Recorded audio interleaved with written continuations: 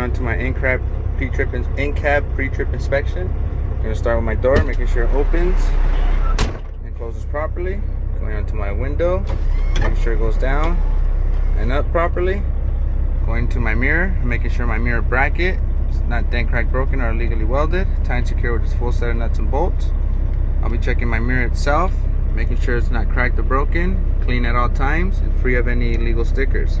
I'm also making sure it's adjusted to myself. Going onto my windshield, and making sure it's not cracked or broken, free of any illegal stickers, clean at all times.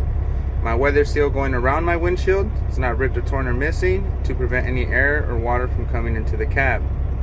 My windshield wipers are tied secure with the full set nuts and bolts, not dent, cracked, broken, or illegally welded.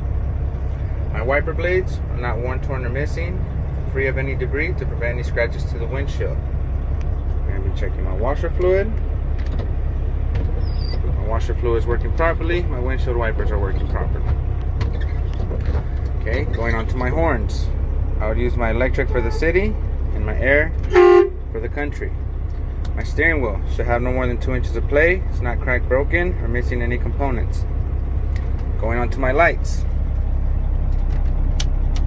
I would use my low beams for the city, my high beams for the country. My left direction signal is working properly. My right direction signal is working properly. And my emergency four-ways are working properly. With these, you would ask the examiner if they could go out and help you check the lights to make sure they're working properly outside. Okay, going on to my gear shifter, making sure it's in the neutral position. It's nice and straight, not dent, cracked, broken, or illegally welded. Going on to my heater and my defroster.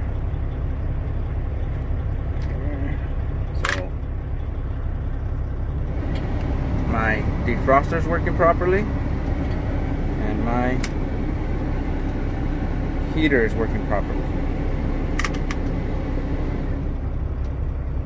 Going on, I have my emergency compartment, which I would have extra fuses right here in my pocket up top. 3 emergency triangle reflectors.